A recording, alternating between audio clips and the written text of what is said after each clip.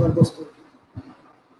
ये भगत सिंह का भारत पे पहला लाइव अपना हेल्थ इशू पे।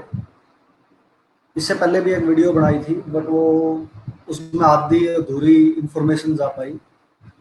उस दिन कुछ नेटवर्क प्रॉब्लम थी तो आज दोबारा सोचा कि ये एक ऐसा इशू है, ऐसा मुद्दा है जो आम आदमी से जुड़ा हुआ है। तो आज इस पे दोबारा वीडियो बनाने का ख्याल है। तो आज इस पे खुल के चर्चा करते हैं। इसमें सारी इन्फॉर्मेशन, हो सकता है थोड़ी लंबी वीडियो बने क्योंकि बताने के लिए बहुत कुछ है। मैं ये ट्राई कर रहा हूँ कि कम से कम टाइम में ज़्यादा से ज़्यादा इन्फॉर्मेशन दी जाए, लेकिन उसमें मेरी बातें पूरी नहीं हो पा रही। तो आज देखते हैं कितनी लंबी वीडियो बनेगी। तो आज खुल के चर्चा करते हैं इस पे, अपने स्वास्थ्य पे, कि क्या सरकार ने अभी तक करा आज़ादी के बाद, कितनी सरकारें आई गई, हम वही खड़े हैं, कोई सुधार नहीं है। तो आज सारी चीज़ों पे विद डाटा आपके साथ बात करेंगे कि क्या, कितने हॉस्पिटल हैं, कितने डॉक्टर हैं, क्या कर रहे हैं, क्या आपको इलाज मिलता है। उससे पहले एक चीज़ कि भगत सिंह का भारत पेज बनाया क्यों। इस पेज का बनाने का कारण यह है कि इतने सालों से देख ही रहे थे, सरकारों का काम कर रहे थे, एक अपने मेरे आदर्श है स्टार्टिंग से। तो इस वजह से यही नाम ठीक लगा कि उनको सदा से फॉलो भी करता आया हूँ मैं, कि उनको पढ़ना लिखना, उनकी चीज़ें देखना।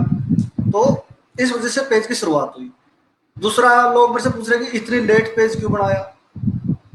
ये पेज लेट नहीं बनाया, ठीक है, मैं आपकी तरह मिडिल क्लास फैमिली से हूँ, तो भाई पेट पढ़ने का जुगाड़ नहीं था। इनकी तरह दादे परदादे को छोड़ के तो गए नहीं मोटा। तो पेट पालने के चक्कर में अभी तक अपने 2 टाइम की रोटी का जुगाड़ करने के चक्कर में लगे हुए थे। तो फिर गोदी मीडिया है, वो कुछ दिखा नहीं रही थी। जो एक्चुअल मुद्दे हैं उन पे बात ही नहीं हो रही। बात किस पे हो रही? जाति धर्म पे। और उनका करेंगे क्या हम? आप ये बताओ कि हमें इलाज कैसे मिलेगा, हमें शिक्षा कैसे मिलेगी? आप सरकार से क्वेश्चन ही नहीं हो रहे। तो फिर लगा कि नहीं, चलो एक ट्राई अपन भी करके देखते हैं। तो ये रीजन थे भाई कुछ इस पेज को बनाने के, और आप लोगों का साथ चाहिए ताकि अपने अपनी बात दूर तक पहुंचे, कम से कम आवाज तो उठाएं। अभी तक तो आवाज ही नहीं उठ रही थी। तो अब आते हैं अपने मुद्दे पे, हेल्थ इशू इन इंडिया। जो आप देख भी रहे होंगे स्क्रीन पे, कि मेरा ये है कि आज़ादी के बाद ये ऐसी महामारी फर्स्ट टाइम आई है 1920 के बाद, अब आई है ये। लेकिन इसमें सरकारों की पोल खुल गई, जितनी भी सरकारें आई। अब मैं किसी का सपोर्टर नहीं और मैं किसी का क्रिटिक नहीं, मैं तो सिर्फ काम के ऊपर बात करता हूँ।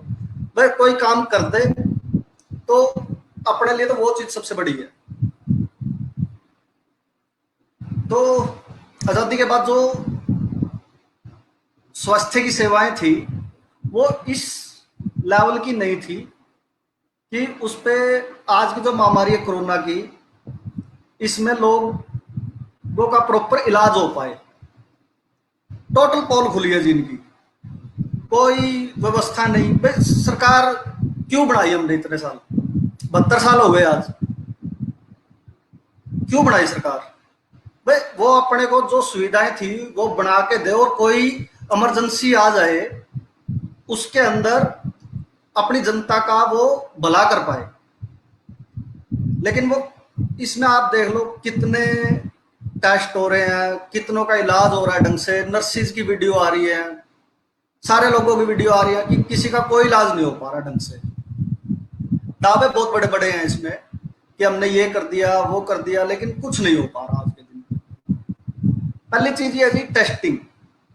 टेस्टिंग आज के दिन जो लेटेस्ट डाटा है वो 1200 कुछ है पर 10,000 पॉपुलेशन, यानी कि 1 मिलियन पे सिर्फ 1200 टेस्टिंग हो रही है। 1200 टेस्टिंग, आप इसकी परसेंटेज निकाल लो कितनी है। टेस्टिंग नहीं हो पा रही। उसमें सेम मैंने पिछले वीडियो में एग्जांपल दिया था कि विद टेस्टिंग कम होने का मतलब यह है कि हमारे यहाँ पे जो इन्फेक्टेड लोग हैं वो ही नहीं मिल पा रहे।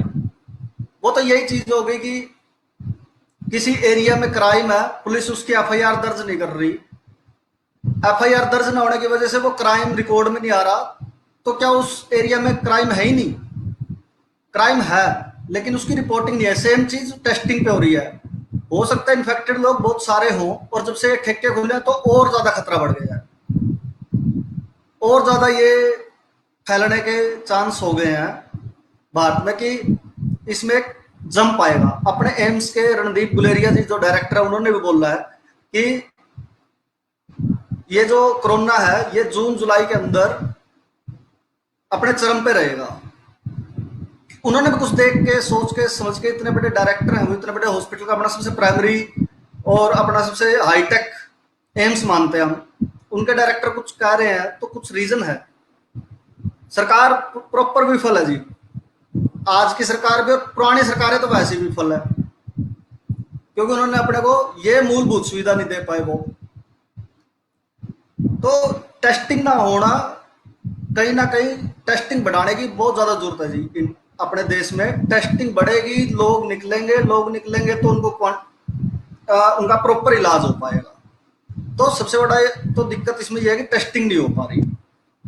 अब आ जाते हैं सरकारों ने आजादी के बाद करा क्या और आज के दिन क्या बजट है अपना। अपना टोटल बजट है जी सरकारी बजट है जो स्वास्थ्य के लिए वो 69,000 करोड़ का है। 69,000 करोड़ का बजट है अपना स्वास्थ्य के लिए, जबकि यही बजट प्राइवेट सेक्टर में, अगर प्राइवेट सेक्टर की बात करी जाए तो प्राइवेट हॉस्पिटल है, प्राइवेट मेडिकल सर्विसेज है, उनका बजट 8 लाख करोड़ है जी। डिफरेंस देख लो आप, यानी कि 13 गुना ज्यादा। 13 गुना ज्यादा होने का मतलब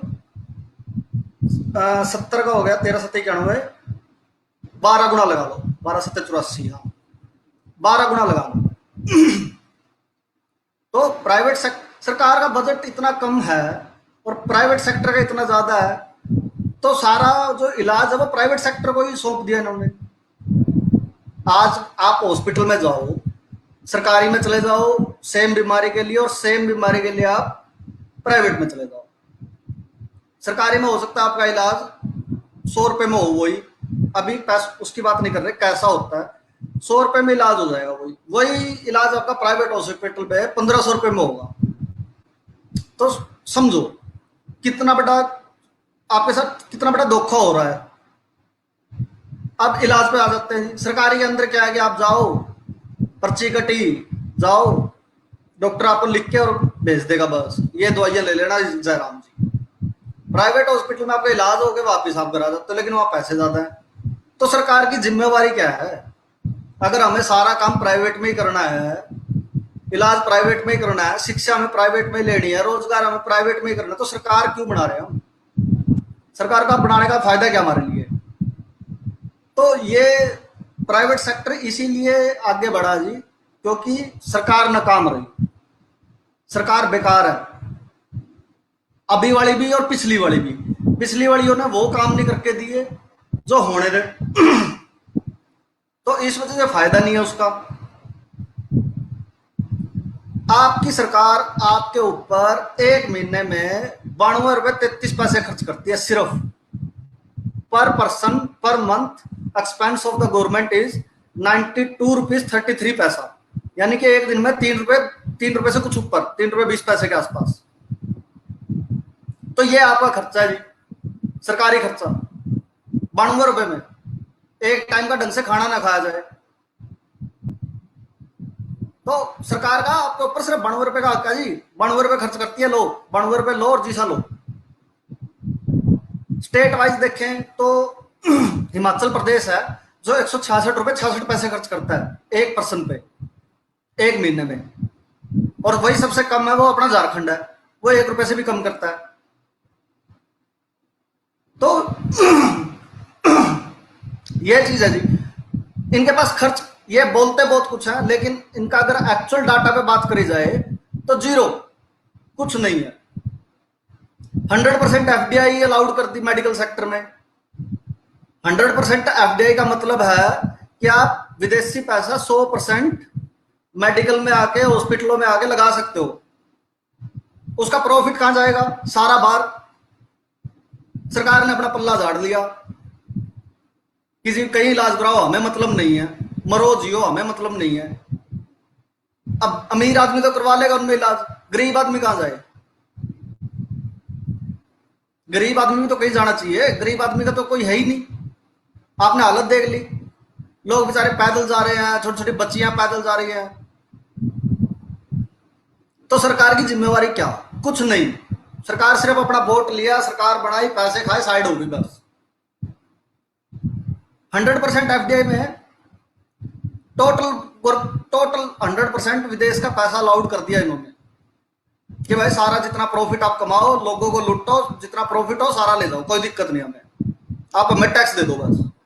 दूसरा, सरकार की जिम्मेवारी ये हट गई कि उनको अपने अपने लोगों पे पैसा लगाना ही नहीं। जो मेडिकल इक्विपमेंट है इंडिया में, जो भारत में जो मेडिकल इक्विपमेंट है, उसका 80% इंपोर्ट होता है, यानी कि बाहर से आता है वो सारा सामान।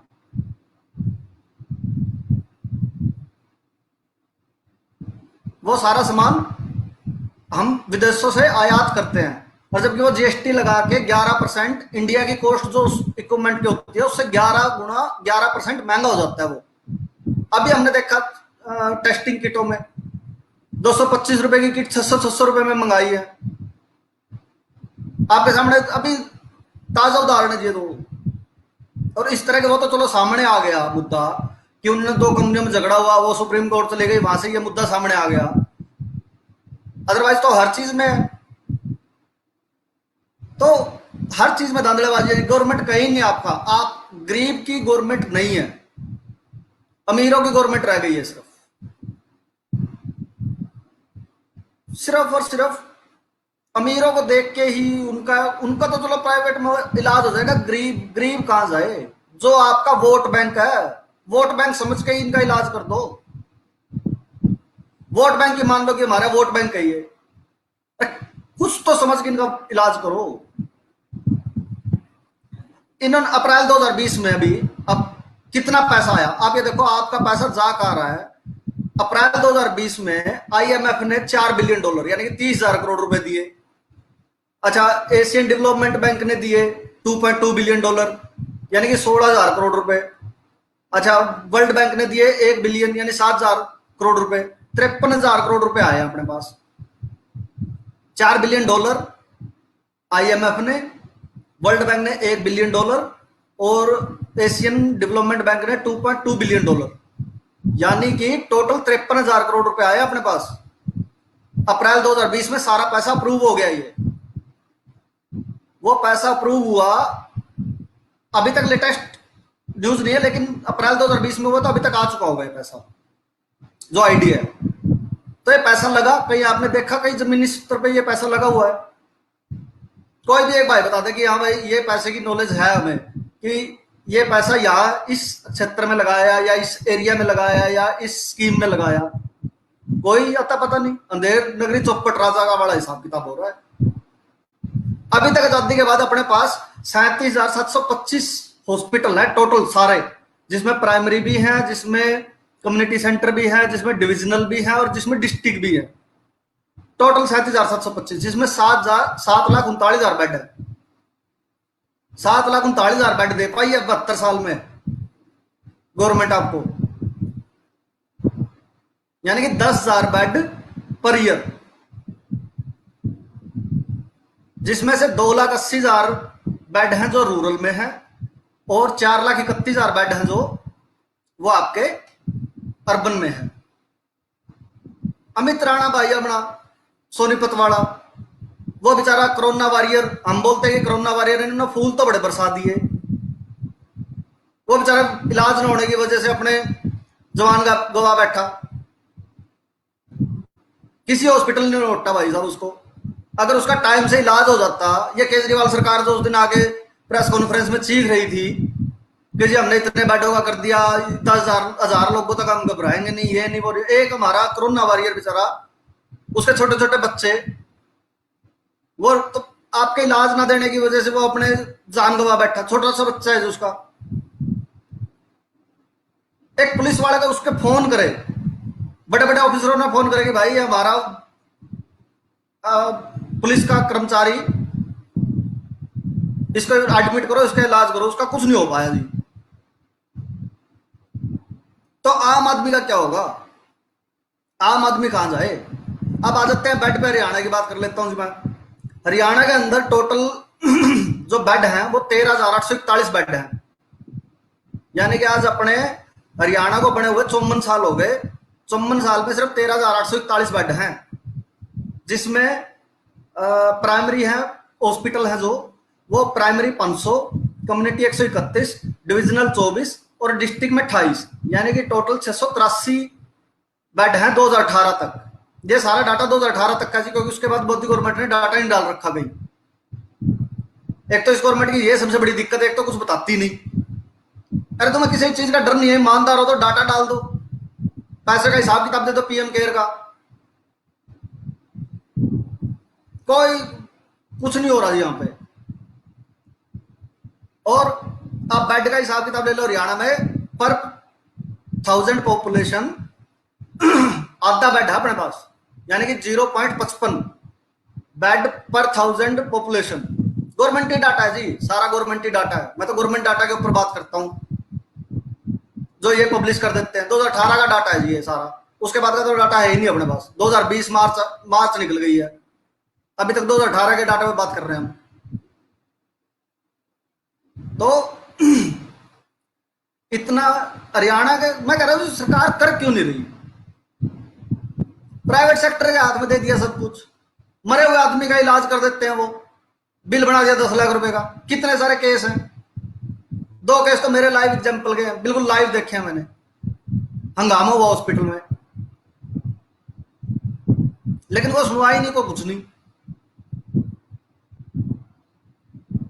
WHO पैसा देता है जी आपके। अगर आप डाटा में देखोगे कि अपने हरियाणा के अंदर 500 प्राइमरी हैं 683 में से, और 3725 में मोस्टली प्राइमरी है।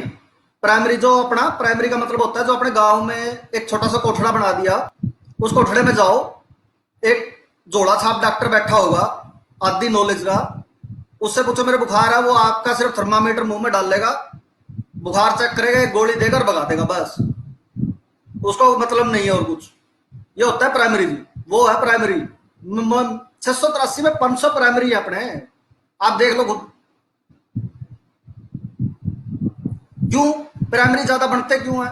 क्योंकि वर्ल्ड हेल्थ ऑर्गेनाइजेशन जो पैसा देती है सरकार को, वो प्राइमरी या ग्रामीण क्षेत्र में इलाज कराने के लिए देती है कि आप ग्रामीण क्षेत्र में इलाज बढ़िया से दो, इसलिए WHO पैसा देती है। और यही रीजन है कि प्राइमरी सरकार ने बना तो सारी जगह दिए, लेकिन उसमें कोई सुविधा नहीं है। 14 लाख डॉक्टर निकलते हैं अपने साल में, उनमें से 12 लाख प्राइवेट जॉब करने लग जाते हैं, प्रैक्टिस करने लग जाते हैं 14 लाख में से, क्योंकि सरकार सुविधा नहीं दे रही। क्या गुजरात मॉडल की बात करते हैं, गुजरात में ये, गुजरात में वो, जिसपे पीएम साहब बन गए अपने, सबसे बुरा हाल, सेकंड नंबर का है वो गुजरात। अहमदाबाद आज के दिन चीन का जो वुहान था अपने भारत का, उसको वुहान बोल रहे हैं, उसकी पोल खुल गई। सबसे ज्यादा इंपैक्टेड महाराष्ट्र है फर्स्ट नंबर पे, लेकिन जो एम्स की टीम जाती है वो महाराष्ट्र ना जाके वो अपनी गुजरात जाती है, क्योंकि ये हमारे पीएम साहब का राज्य है। देखो जी, अपना सीधा सा मुद्दा ये है कि 5 ही मुद्दे लड़ते हैं जी, 5 ही मुद्दे थे। पहले जब भी इलेक्शन लड़ा तब भी 5 मुद्दे थे, आज भी इलेक्शन नहीं लड़ रहे। इलेक्शन तो एक अलग चीज थी, वो तो एक एक्सपेरिमेंट था कि चलो भाई देखते हैं जनता कितनी साथ आती है।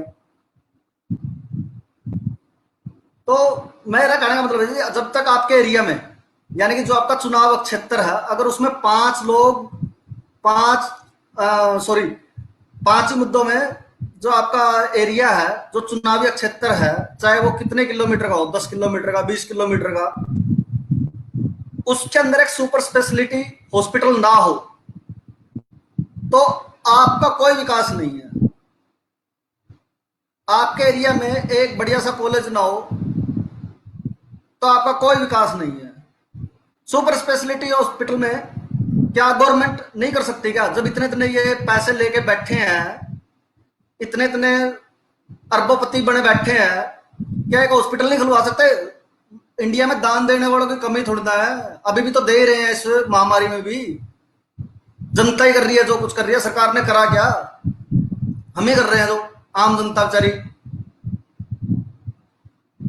तो दान देने वालों की कमी नहीं है जी, इनकी नीयत खराब है। बस ये सोच रहे हैं कि पैसा किस तरह कमाया जाए। अरे एक दिन जाना है, क्या करोगे पैसा कमा के? 2 टाइम की रोटी का काम चल जाए बस। मेरे मेरे खुद के, मेरा डिप्टी सीएम का एरिया है उचाना। हमें इलाज के लिए हिसार जाना पड़ता है 60 किलोमीटर। अगर मान लिया कोई प्रेगनेंसी है या कोई इमरजेंसी है, बंदा हिसार लग तो वैसे ही निकल लेगा, क्योंकि मेरे वहां पे एरिया में इलाज ही नहीं है। या तो जींद जाओ या हिसार जाओ। मेरे वहां से उसको हरियाणा की राजनीतिक राजधानी बोलते हैं। क्यों? वहां से वित्त मंत्री रह लिए, वहां से पूर्व सीएम लड़ लिए, अच्छा अभी डिप्टी सीएम है, फिर भी कुछ नहीं। तो गरीब का इलाज हो तो हो कैसे? किसान है बेचारा, बतेरा कुछ, वो रात में पानी भी लगाते हैं, 100 चीजें होती है, ट्रांसफार्मर पे बिजलियां भी खुद बदलते हैं, बतेरी चीजें देखते हैं हम। किसान, उनके लिए कितनी योजनाएं चलाई, किसान सम्मान योजना चलाई, किसान पेंशन योजना चलाई, गरीब कल्याण योजना चलाई, किसान विकास पत्र चलाए, कृषि सिंचाई योजना चलाई। किसी का कोई जमीनी सतर पे कोई बेनिफिट मिला आज तक? बीमा योजना तुम्हारी चलाई थी।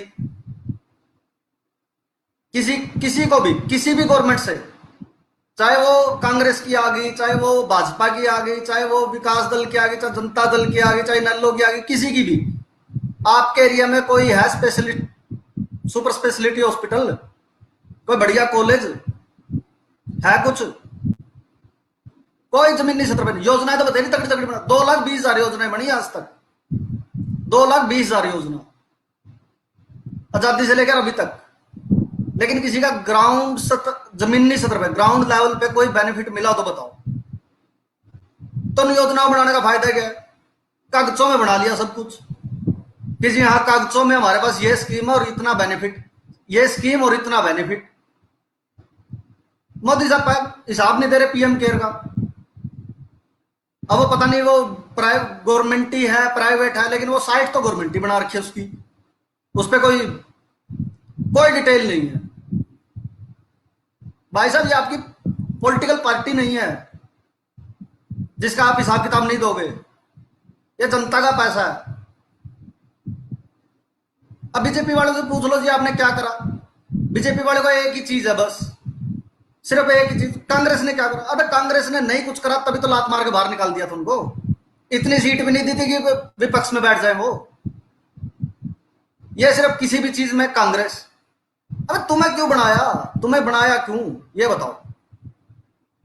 तुम्हें बनाया तो इसीलिए था कि बस उसने कुछ नहीं करा, उन्होंने घोटाले करे, कोल घोटाला आ गया जिसमें सारे 2G स्पेक्ट्रम आ गया, सब कुछ आ गया। तुम्हें इसलिए लेके आया था कि तुम ईमानदार हो, शायद कुछ कर जाओ। तुम उनसे बड़े नखट्टू निकले। अरे उन्होंने कुछ नहीं करा, तुमकी तो बात ही नहीं करनी चाहिए। तुम तो ये बताओगे तुम क्या करोगे। तुम भी ऐसे कैसे, तुम उनके भी कुछ ना कुछ निकल के आगे आ रहे हो। तो सीधा से हिसाब ये है जी, गरीब का कुछ नहीं है, गरीब का कोई नहीं है, अमीर का हर कोई है। आज अमीरों को आपकी भारत सरकार विदेशों से बुला रही है प्लेन से, लेकिन जो अपने यहाँ के मजदूर हैं, किसान भाई हैं, जो भी लेबर क्लास थी, वो सड़कों पे पैदल जाए जा रही है। कितनी वीडियो पड़ी है, कितने पत्रकारों ने देख लिया। मुद्दे क्या चल रहे हैं? पीओके। अरे पहले अपने वाले तो संभाल लो, पीओके तो बाद में संभाल लेना, पहले इनका तो इलाज करवा दो। सिर्फ आपके मुद्दे हटाने का, सिर्फ आपका ध्यान भटका रहे हैं जी। आप अपने एरिया में कोई भी विधायक हो, आपका सांसद हो, सीएम हो, पीएम हो, कोई भी हो, मैं कहता हूं बोल लो। जब वो आपको कहीं दिख जाए उससे सवाल करो। जब तक आप सवाल नहीं करोगे उनको नहीं पता लगेगा। उनसे पूछो भी कि आपने हमारे लिए करा क्या आज तक। ठेके खोल दिए ले, जहां वेंटिलेटर देने की बात थी, मास्क बांटने की बात थी, खाना बांटने की बात थी, वहां ठेके खोल के खड़े कर दिए। उस दिन का ग्राफ देखा आपने, कितना जंप कर रहा है कोरोना, लोग बढ़ते ही जा रहे हैं, बढ़ते ही जा रहे हैं। तो गरीब का कोई नहीं है जी, कोई सरकार, सारी बरत के देख ली सारी सरकारें, कोई गरीब का नहीं है। जितनी जल्दी ये बात समझ लोगे फायदे में रहोगे, नहीं तो इसी तरह मरना है। मैंने एक वीडियो पोस्ट करी थी मेरे पेज पे, छोटी सी बच्ची, छाले पड़े हुए थे उसके, छाले पड़ गए थे। उसकी जगह अपने बच्चे को 2 मिनट उस बच्ची की जगह अपने बच्चे को रख के देख लो। सिर्फ सरकार की नाकामी की वजह से वो लड़की के पैरों में छाले पड़े। सिर्फ अपना पेट भरने के चक्कर में इन्होंने सारी जनता की माटी कूट दी, जिसमें आप भी आ गया, मैं भी आ गया। सरकार कर क्या रही है? मैं मुद्दों पे, मैं डाटा के साथ बात करता हूं जी। जब भी आपको लगे कि डाटा पे बात नहीं करनी, आप सिंपल बात करो, मैं सिंपल भी बात कर लूंगा, लेकिन बोलना सीखो जी। आप बोल लो। जब तक आप नहीं बोलोगे, जब तक आपकी आवाज नहीं जाएगी, चुपचाप बैठे। आज लेटेस्ट केस आया, जजपा वालों ने हिसार में अपने जो डॉक्टर हैं रमेश पुनिया, उनको सस्पेंड कर दिया, उनसे चार्ज छीन लिया। क्यों? क्योंकि उन्होंने जजपा जो अपने डिप्टी सीएम, उनका कोई खास आदमी था, कोरोना पॉजिटिव था, उसके घर के सामने बैनर लगा दिया कि कोरोना पॉजिटिव है। रमेश पुनिया जी माफी, हाथ जोड़ के माफी कि हमने इतनी निकम्मी सरकार चुन ली है। आप अपना काम कर रहे थे, आप अपनी ड्यूटी निभा रहे थे, आप अपना कर्तव्य कर रहे थे, ये सरकार क्या कर रही है?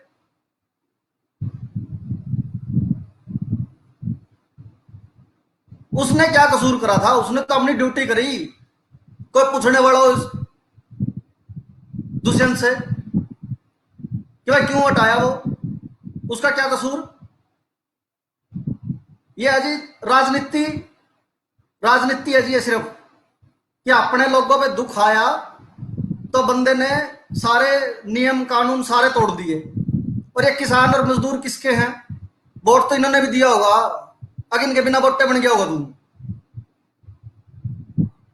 अरे इन वोट समझ गए कर देगी मैं, जब हूं तक ना हूं तर यार।